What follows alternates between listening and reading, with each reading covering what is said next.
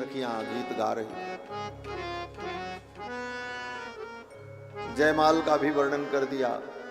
ठाकुर जी ने देखने के लिए सिर झुकाया, तब तक किशोरी जी ने गले में बरमाला डाल दी। किसी ने कहा राम जी कितनी सेखी दिखा रहे थे, लेकिन मिथिला की सखियों के सामने और किशोरी जी के सामने राम जी की सारी सेखी बिगड़ गई।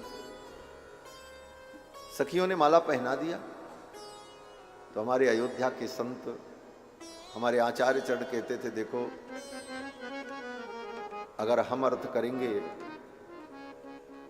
तब आपको समझ में आएगा। चौपाई में क्या लिखा है? बोले गावही छवि अवलोक सहेली, सिय जयमाल राम उर मेली। सखियां गा रही और किशोरी जी ने भगवान के गले में बरमाला डाल दी। तो पूज्य महाराज श्री कहते थे किशोरी जी बरमाला कभी न डाल पाती। क्यों न डाल पाती? बोले राम जी हमारे जब तक न चाहते तब तक किशोरी जी उनको माला कैसे पहना सकती थी? बोले कहां लिखा है? बोले इसी चौपाई में लिखा है कि किशोरी जी बहुत देर तक माला लेकर के जब खड़ी रही तब राम जी ने क्या किया? बोले सिय जयमाल, सिय जयमाल, किशोरी जी के हाथ में जो जयमाल है, सिय जयमाल कृपा पूर्वक, दया पूर्वक, प्रेम पूर्वक राम जी ने उर माने अपने हृदय में ले लिया। किशोरी जी ने नहीं पहना है, राम जी ने स्वयं ले लिया। उर जयमाल, सिय जयमाल राम उर मेली।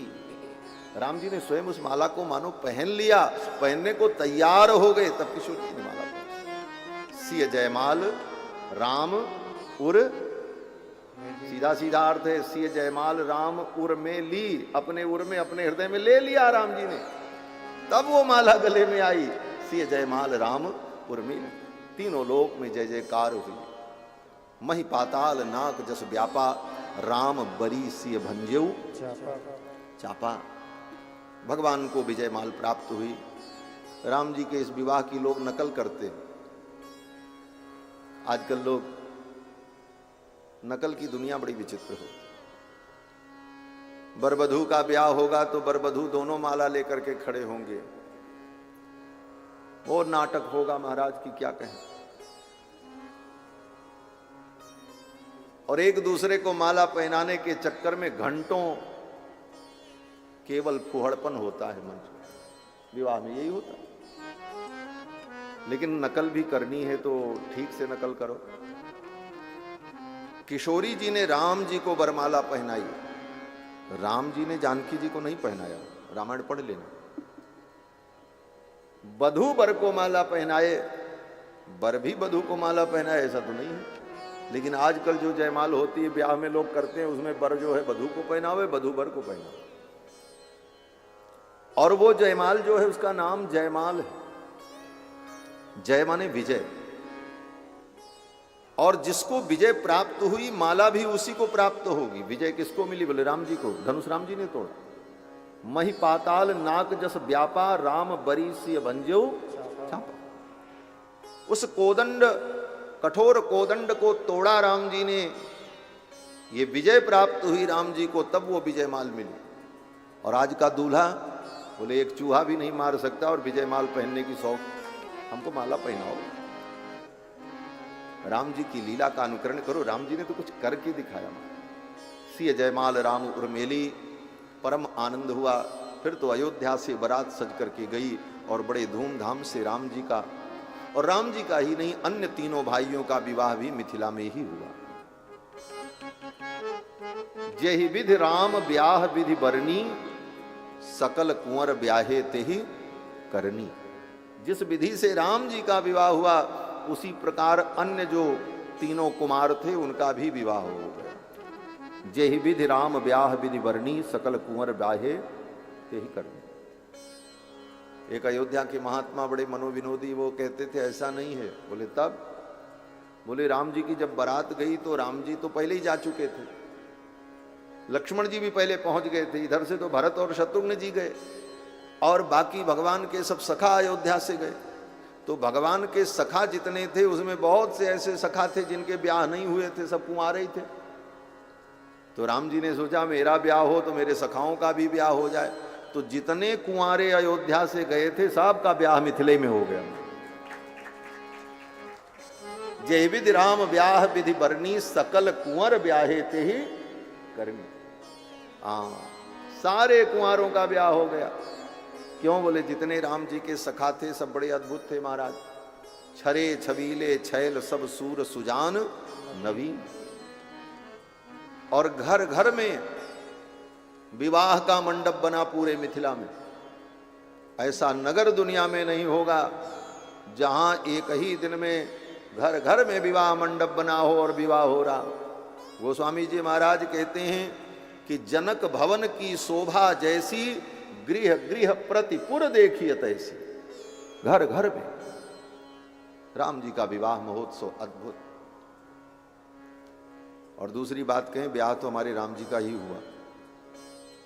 कन्हैया कृष्ण के 16,108 विवाह हुए, लेकिन किसी विवाह में कन्हैया कृष्ण को ये सौभाग्य नहीं मिला कि दूल्हा बन करके जाते, सारी सरहज आरती उतारती, मंगल गीत गाया जाता और विवाह होता। ऐसे विवाह का अवसर कन्हैया कृष्ण को नहीं मिला।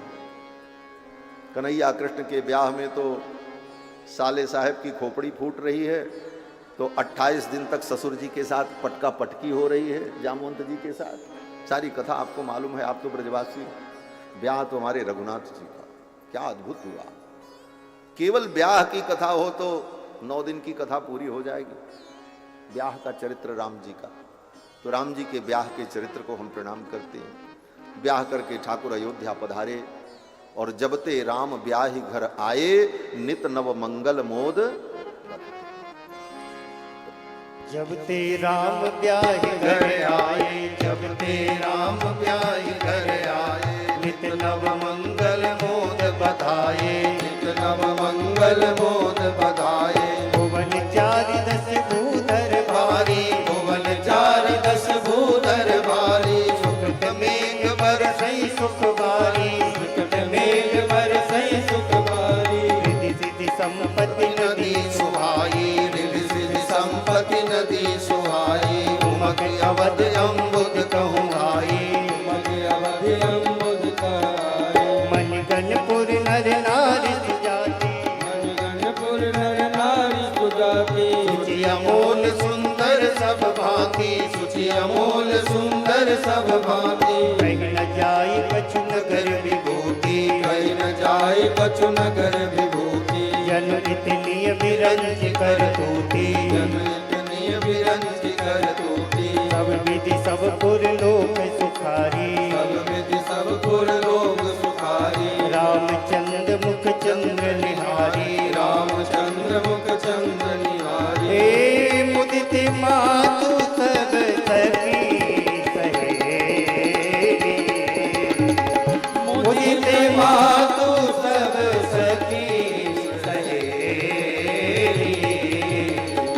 फलित बिलोक मनोरथ बेली, फलित बिलोक मनोरथ बेली। फलित बिलोक मनोरथ बेली। अयोध्या के लोगों का मनोरथ फलित हुआ। क्या फलित हुआ? श्री सीतारामचंद्र जी की जुगल जोड़ी को देखकर अयोध्यावासी परम आनंद में रहते और यह आनंद धीरे धीरे बीतने लगा।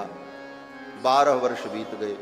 विवाह के पश्चात 12 वर्ष श्री सीतारामचंद्र जी अयोध्या में रहे और जब राम जी की आयु 24 वर्ष की हो गई, 25वें वर्ष में प्रवेश होने वाला था, दशरथ जी महाराज ने राज्याभिषेक की चर्चा की और सब कुछ अनुकूल था, परंतु महारानी कैकेयी ने मंथरा के कहने पर 2 वरदान मांगे और उस वरदान के फलस्वरूप भगवान श्री राम ने राज्य स्वीकार नहीं किया और बन जाने को तैयार हो। गुर्वर्थे त्यक्त राज्य, अपने पिता के वचन को सत्य करने के लिए राज्य को त्याग दिया।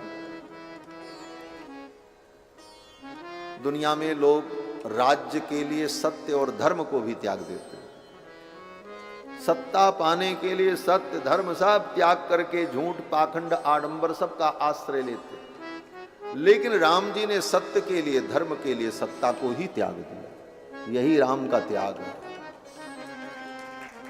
लोग सत्ता के लिए सत्य त्यागते हैं, लेकिन राम जी ने सत्य के लिए सत्या को त्यागा, सत्ता को त्यागा। यही राम राज्य की विशेषता है। आज राम राज्य की सर्वत्र चर्चा। राम राज्य का मूल मंत्र यही है।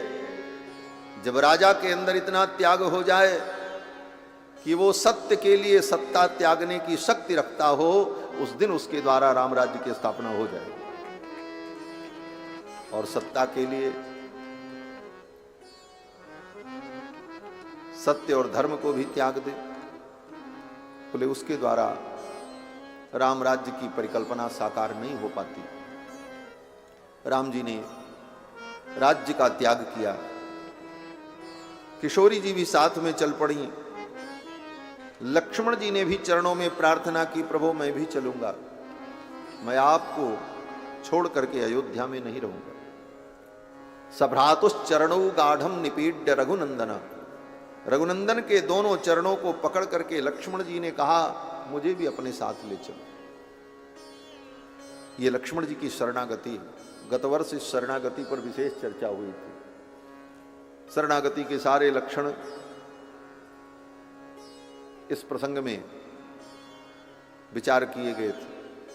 तो लक्ष्मण जी ने भगवान की जब शरणागति की तो भगवान ने अनुमति प्रदान कर दी और लक्ष्मण जी को लेकर के, जानकी जी को लेकर के भगवान चल पड़े। राज्य का त्याग किया है। श्रृंगवेरपुर पहुंचे, निषाद राजगुह से मिले और फिर वहां से विदा होकर गंगा पार करके भगवान तीर्थराज प्रयाग पहुंचते। यहां तक की कथा हो। ये जल्दी जल्दी इतनी कथा हमने पूरी कर दी। क्यों? बोले ये न कहने को रहे कि बीच से कथा शुरू, प्रारंभ तो जहां से हो वहीं से। तो भगवान तीर्थराज प्रयाग पहुंचे।